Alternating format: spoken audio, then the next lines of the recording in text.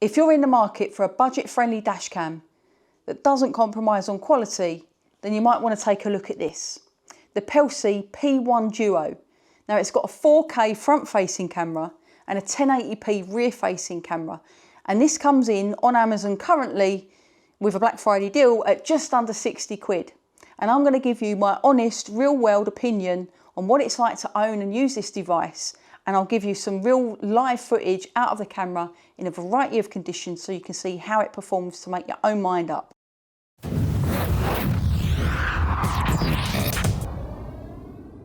So first things first, let's talk about the 4K front-facing camera.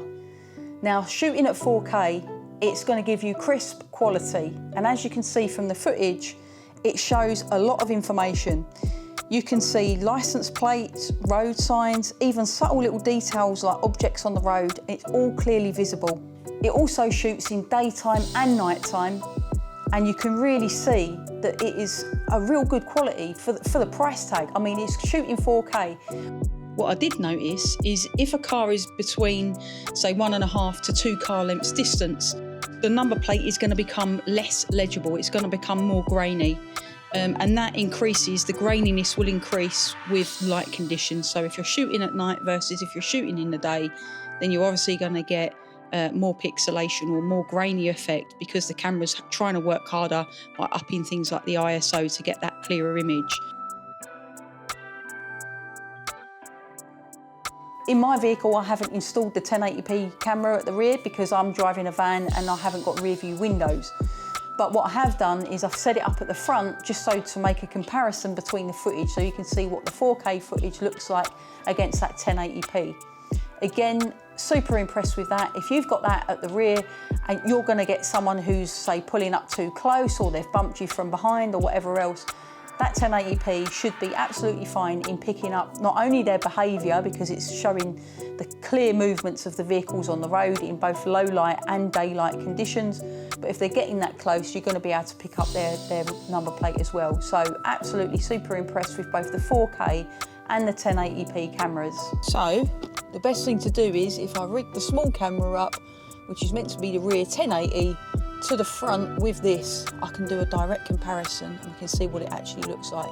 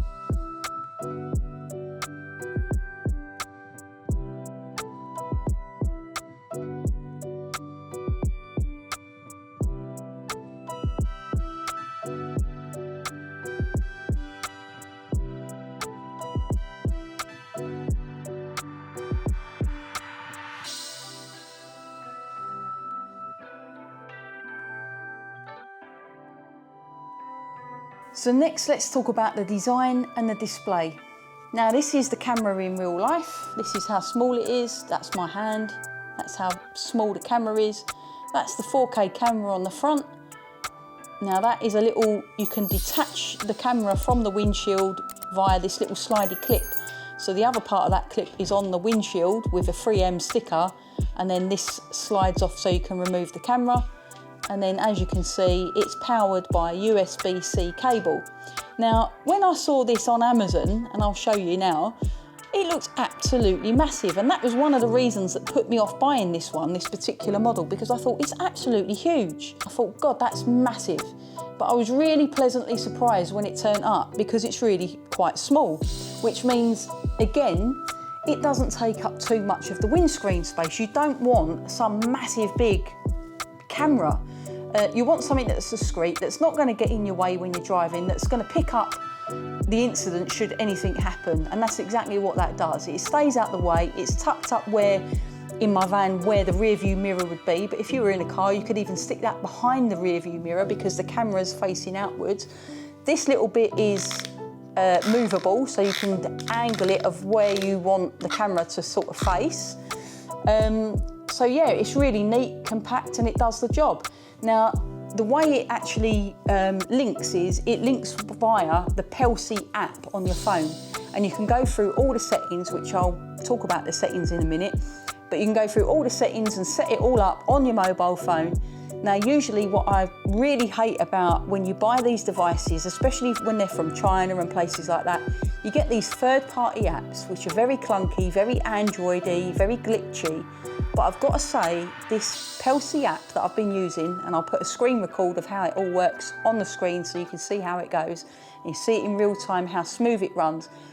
Very simple, very easy to navigate, not glitchy, just very intuitive and just so simple, does the job and gets this thing working straight out the box. I want to go over the SD card and how this, or where is it? There it is.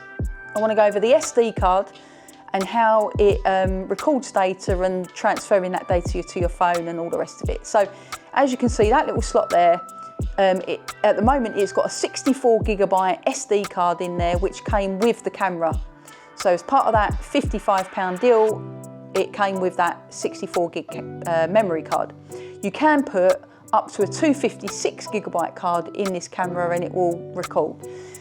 And here's where I'm going to tell you the obvious. So if you've never owned a camera before, then I'll just explain what happens. That SD card is recording your journey. As soon as you plug the camera in, it's recording all the time. But it will be recording at all times unless you tell it otherwise. Now, what you can also do via the app is you can tell this camera to break that journey up into 1 minute, 2 minute or 3 minute videos, which if you then want to download a video of a particular incident, obviously your file size is going to be a lot smaller because you can take just 1 minute of that video or 2 or 3 minutes of that video. And you can download as many segments as you like. But obviously it's just a lot more easier and user friendly if you can chop that video up into little chunks and say, I'll have that bit please. Now, the other good thing about this is it's got a collision sensor on it, which you can set to low, medium or high. And it just so happened on my journey into work today, someone drifted into my lane unannounced, but before I'd even had a chance to finish my sentence, this device had already noticed that it was a potential collision and it had safely stored that video in a separate folder called locked. So what this camera does is if you set the camera to say low, medium or high, however much you want its sensitivity to be receptive, it will automatically see potential incidents and lock those videos so that the data can't be overridden. Now, when I say the data can't be overridden, what I mean is, like I said, this is recording all the time, but you've only got a 64GB card in there, for example. So if you're on a journey and that card reaches its full capacity and it's been recording 1 minute little loops all the way up till it's reached that 64GB, what it's going to do is overwrite your earliest video because nothing's happened and it's like, you don't need that. So it's going to overwrite it and slowly overwrite all those things. What the collision sensor does is it will notify this device that that was a near miss or that was an accident, and it will automatically, without you even having to say, oh, where's that video? It will lock it so it can't be overwritten, and it will put it in a separate locked folder so that you can go back and download that footage, which I think is super clever. And I think it was really responsive. Like, you wonder how good these things are going to be. I think I've got mine set to medium, and that incident where that person's drifted into my lane, before I'd even had a chance to say anything, it had automatically saved that video into the locked folder, ready for me to download. Now, it does also have voice control. It is very limited, I've got to say. There's only 4 commands. It's either turn audio on or turn audio off, because the camera does speak and tell you what it's doing. So for example, in that near miss incident today, when the vehicle drifted in, it said video locked. So I knew that the camera had locked the video. And it also tells you things like, you know, recording or stop recording, so you know when it's working, when it's not working. So I found it quite helpful. But you can turn it on or off, and you can do that not only via the app, but via an audio command. The other thing that you can also do, the other 2 commands, are lock video. So say an incident happened, but the collision sensor hadn't picked it up. Maybe you set it to low and something sort of happened and you thought, what an idiot, I want to get his number plate. you can say lock video at that point. The other thing you can also do is ask it to take photo. And when I say take photo, I say it like that on purpose because the voice commands you have to deliver in the way that it's actually specified in the manual. Start recording. So I've currently got it recording. Lock the video. Video locked. That was quite good. Before I even finished saying the word video, it locked it, so that's good. Let's see if it works while it's recording. Take photo. Photo taken successfully. Wow, I'm really shocked. I mean, we all know what them voice banking apps are like when it sends you around in loops. Now, with any product, there's always room for improvement. And I've got to say, I haven't got many gripes, but these are a couple of the little things that I think could do with looking at. Something silly at the start. That little clip, absolutely fine, but just a little bit squeaky or whatever. So nothing major. But what I would have liked is this, where this slides on and off, where you can detach this camera from the vehicle. It's a 3M mount that's stuck to the windshield. And I would have preferred a suction cup, just because if I want to move this camera at any point or I want to take it off the windshield, I want it to be easy. That clasp is a little bit difficult to get off. It's quite thin at that bit. So trying to get your fingers to slide it off left to get it off that actual 3M mount is a little bit tricky. Now, the other thing I'm worried about, because obviously at the moment in the UK, it's winter time and the windshield is cold, but I'm wondering how well is that 3M tape going to hold up when the windshield gets super hot in summer weather, or if you drive abroad and you've got a hot sunshine right on that windscreen. How well is that 3M tape going to hold up? The other thing as well is the operation of this. So I haven't used it in extreme temperatures. Now, what the manual actually says, if you can see here, if you get one of these, you'll obviously be able to read right through the manual. It's very simple, but it does say storage temperature between 30 degrees Celsius and 85 degrees Celsius. So it's obviously colder than 30 degrees of an evening if you leave this in your vehicle all night. I've just taken it out and it did have some, like, you know, when you get that cold, like, not condensation, but that cold mist. And I'm wondering, over time, would that affect this lens or would it get into it? I'm not too sure. It does say store between 30 and 85 degrees. But the other caveat to that is you can buy a hardwired kit to leave this in the vehicle to run on the vehicle to pick up sensitivity. Say if someone was to bang into your car at night when you're not in the vehicle and you've not got it plugged in, because it's hardwired in, so that collision sensor and stuff should work at all times and pick that up, which then means that this camera would be in the vehicle at all times.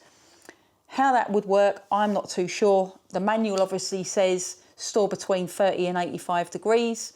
So yeah, not too sure. But so far, in having owned this for just over a week and had it in the van for that week period out there in the cold, it seems to be doing fine. I haven't had any issues yet. Operation-wise, it's not malfunctioned in any way. So yeah, it's holding up at this present point. If anything happens in the future, I will add it in the comments and I'll pin that comment below so you can see that there's been an update. Like if it breaks in another week's time or in a couple of months' time, I will actually put that in there to review. So make sure you read the comments section and look for the pinned comment that I'll put at the top if anything happens to this.